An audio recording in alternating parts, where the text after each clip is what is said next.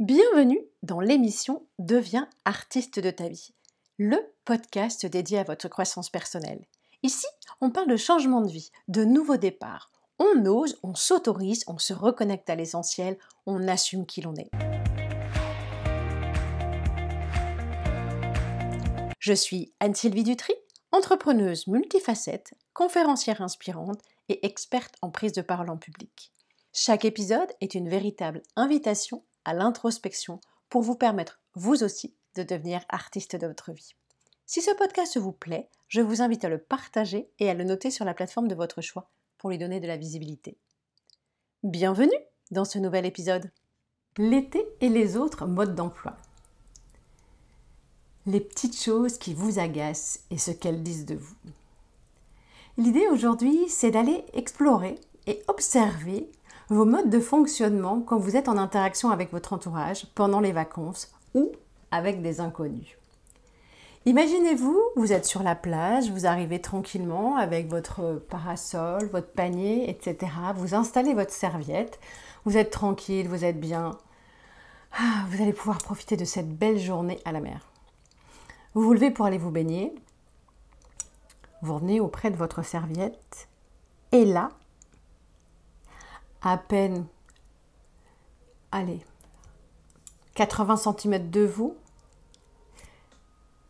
une famille s'est installée et là vous ressentez intérieurement quelque chose qui commence à vous agacer sérieusement. La première chose, c'est qu'en fait, les enfants qui sont autour de vous jouent, courent et de manière complètement impromptue, vous jettent du sable sur votre serviette. La deuxième chose, c'est qu'en fait, vous regardez autour de vous, la plage a l'air peu occupée, de l'espace, il y en a à profusion, et c'est justement à côté de votre serviette que cette famille s'est posée. Autre chose, c'est bruyant, alors que vous aviez pris votre dernier bouquin de l'été, le dernier livre à la mode pour pouvoir le lire tranquillement, et cette personne qui s'est installée trop près à votre avis, à votre goût de votre serviette, se met à fumer alors que vous avez décidé d'arrêter la cigarette. Et là, votre envie de profiter de la plage tranquillement, en mode solo, loin de toute la cohue de la famille, se retrouve en événement qui vous fait bouillonner de l'intérieur. L'idée, c'est vraiment d'aller identifier qu'est-ce qui se passe. Pourquoi vous ressentez de l'agacement. Alors la première chose que vous allez me dire, c'est qu'en fait, il y a un minimum de respect à avoir et on n'a pas forcément besoin de se mettre à 80 cm d'une serviette. Je vous l'accorde. Autre chose qui va être important pour vous, c'est d'aller identifier en quoi ça vous agace. Pourquoi ça vous agace autant? Qu'est-ce qui se passe dans votre manière d'appréhender la situation? C'est important parce que ce qui va se passer là, à la plage, vous pouvez le ressentir à d'autres moments, dans d'autres endroits, pendant l'été ou pendant l'année. L'idée, c'est de comprendre que cet agacement que vous ressentez à l'intérieur de vous, c'est tout simplement parce qu'un de vos besoins n'a pas été respecté.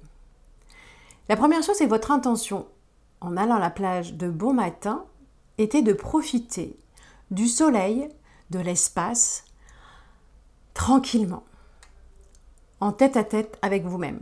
Et là, vous avez des intrus qui viennent perturber votre silence.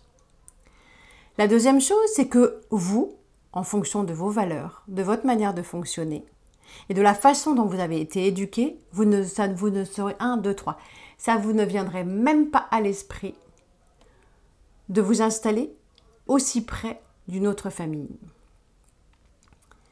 Et ça, c'est quelque chose qui vous agace profondément parce qu'en fait, vous vous dites, mais c'est pas possible. Qu'est-ce qui leur passe par la tête? Autre chose, vous aimez que votre serviette soit propre, sans un grain de sable. Et là, vous vous retrouvez avec des enfants qui jouent, qui courent, la vie quoi, et qui, en creusant un trou pour faire un château de sable ou que sais-je, se mettent à vous envoyer du sable sur votre serviette, voire peut-être sur vous, et ça a le don de vous agacer. Vous avez envie de vous énerver, vous avez envie de leur dire quelque chose, mais finalement, vous n'êtes pas la compagnon de ces enfants. Et c'est quand même à l'adulte présent de leur dire quelque chose. Et la troisième chose, alors là, qui vous fait sortir de vos gonds, la personne qui accompagne les enfants a décidé d'allumer une cigarette. Et ça, c'est plus fort que vous, c'est pas possible. Alors, je caricature, mais c'est le genre de situation que l'on peut rencontrer sur la plage. Et ce que je vous invite à faire, c'est d'observer ce qui se passe.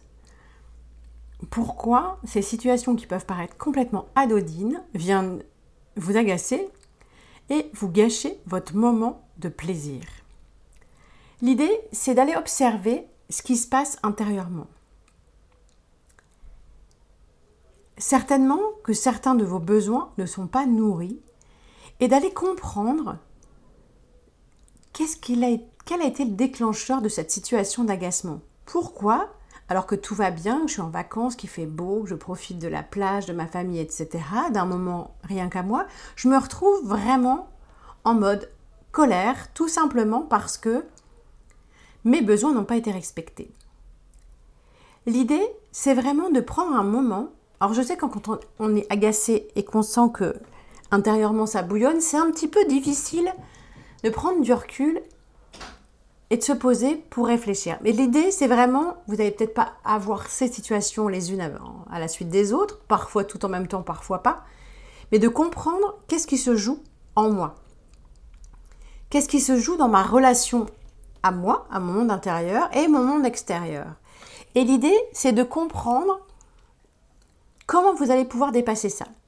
Et j'ai pour vous 3 questions clés qui vont vous permettre de comprendre vraiment ce qui est en train de se passer et comment vous allez pouvoir revenir à un état de calme ou en tout cas de faire partir cette colère et cet agacement que vous ressentez à l'instant T. La première chose, c'est qu'est-ce que cette situation m'empêche de faire, d'être ou de ressentir. Là, tout de suite, là, je rentre de ma baignade, j'étais prête à me mettre sur ma serviette et je me rends compte qu'en fait, mon besoin, tout simple, de tranquillité, de calme, d'espace, voire de liberté, n'a pas été respecté. Et ça, c'est important parce qu'en fait, ça fait partie aussi de vos non négociables. On en a déjà parlé dans des épisodes précédents, mais c'est vraiment important de comprendre, en fait, voilà le problème.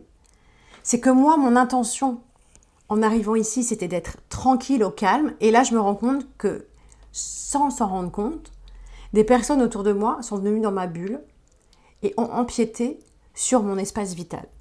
Donc ça, c'est la première chose. Ensuite, est-ce que l'émotion que je ressens, elle appartient au moment présent ou ça me rappelle ces vacances où j'ai dû supporter les enfants d'une de mes amies qui était insupportable, etc. Ou alors, ça me rappelle des mauvais moments où quand j'étais petite, en fait, je devais toujours faire ce qu'on me disait. J'allais à la plage pour me reposer et on m'obligeait à faire des jeux, à aller me baigner parce qu'on ne supportait pas que je fasse la crêpe, etc. L'idée là, c'est peut-être de mettre en lumière quelque chose qui est venu réveiller une émotion négative qui n'a peut-être rien à voir avec la situation. De fait, ça a l'air identique, mais ça ne l'est pas. Et de vous poser la question, de vous dire, mais est-ce que c'est vraiment ce que je vis là qui m'agace? Ou au contraire, ça vient en boucle me remettre dans une situation, ressentir une émotion désagréable, parce qu'il n'y a pas de bonne ou de mauvaise émotion, il y a juste des émotions agréables ou désagréables, et de prendre ainsi, j'allais dire, un angle différent, de se dire, mais finalement, qu'est-ce qui se passe en moi? C'est vraiment prendre ce recul-là avant d'être... L'agacement, il vient d'où en fait? Qu'est-ce qui a déclenché ça? Et qu'est-ce que cette émotion dit de moi? En quoi je ne me sens pas respectée en fait?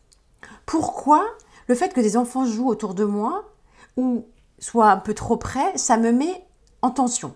Qu'est-ce qui se passe? Et ça va vous permettre tout simplement d'identifier si ce genre de situation se reproduit à d'autres moments dans votre quotidien, dans la vie en général, avec des collègues, quand vous êtes par exemple tranquille, peut-être si je fais un lien avec le bureau, quand vous êtes à la cafette, vous avez d'être tranquille et en fait quelqu'un vient avec son plateau et s'impose face à vous et vous avez peut-être pas envie ou vous savez pas comment lui dire non et vous êtes encore en mode intérieurement dire oh là là, je vais devoir supporter qu'elle me parle pendant tout mon repas, alors que j'avais juste envie d'être en mode tranquille. Et ça, c'est vraiment important parce que vous allez vous apercevoir que peut-être il y a plein de moments dans votre vie ou parce que vous ne savez pas dire non, parce que vous ne savez pas comment faire, et bien vous vous retrouvez dans une situation qui crée de l'agacement et de la frustration et vous ne savez pas comment vous en sortir. Et la troisième question que j'aimerais vraiment vous poser, c'est comment puis-je faire pour répondre à mon besoin sans attendre que la situation change ou que l'autre m'apporte quelque chose de différent. Vous êtes en capacité, et ça c'est vraiment une notion très importante, en fonction des événements que vous vivez dans votre quotidien, vous ne pouvez pas changer l'événement. Par contre, vous allez pouvoir transformer et modifier votre façon de réagir à l'événement.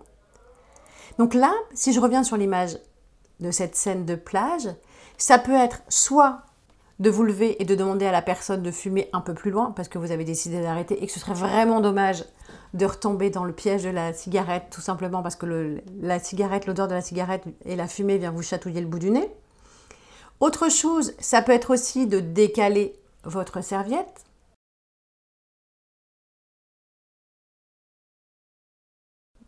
Vous avez la possibilité de faire les choses différemment. Vous n'êtes pas obligé de subir. Et souvent, notre bonne éducation, quand on pense que les autres n'en ont pas, ou le fait de ne pas savoir s'imposer ou de poser des limites, va nous mettre dans une posture où on a l'impression qu'on ne maîtrise plus rien, alors qu'en fait vous êtes totalement en capacité de faire les choses différemment et surtout de vous remettre dans une posture où vous reconnectez avec votre intention de base qui était de profiter de la plage et de faire de ce moment un moment précieux avec moi-même. J'aimerais vraiment découvrir vos commentaires, vos retours en commentaire, parce que c'est quelque chose qu'on peut ressentir à tout moment pendant les vacances. À chaque fois que vous allez être confronté à une situation par rapport à votre entourage, des vacanciers, des amis, vos neveux, les personnes avec qui vous avez évolué pendant ces mois d'été, vous allez systématiquement avoir par moment des situations comme ça qui vont venir être des déclencheurs. Et c'est vraiment important parce qu'en fait, j'aimerais pour vous, en tout cas, que vous puissiez comprendre qu'en fait, vous êtes tout simplement acteur.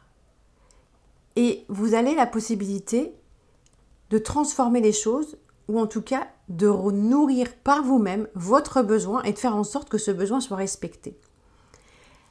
C'est vraiment important de comprendre ça parce que ça va vous servir tout au long de l'année pour n'importe quelle situation et vraiment vous allez vous apercevoir que vous avez la possibilité de faire les choses autrement. C'est simplement notre réaction à l'événement qui peut nous permettre de faire les choses différemment. Et souvent nous avons l'impression d'être vraiment, j'allais dire, piégés alors qu'il suffit simplement de faire un pas de côté pour pouvoir envisager la situation sous un nouvel angle, tout simplement. J'espère vraiment que cette approche, ou en tout cas ce que je vous partage ici, va vous permettre d'envisager les choses différemment. Pour revenir dans un état de calme, lorsque vous sentez cet agacement arriver, je vous invite à vous poser, à prendre conscience de votre corps et de votre respiration. Vous allez faire simplement une respiration consciente pendant 10 secondes. Vous allez prendre une grande inspiration.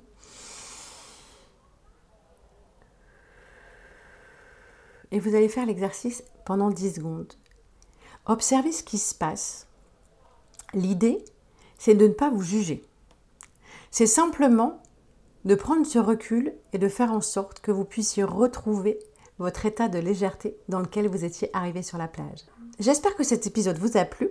J'ai hâte de découvrir vos réactions en commentaire. Et si vous avez besoin d'un petit coup de pouce pour garder votre focus et votre motivation au quotidien, je vous invite à me rejoindre sur le canal Telegram. Vous pouvez y accéder gratuitement en vous connectant sur le lien ci-dessous.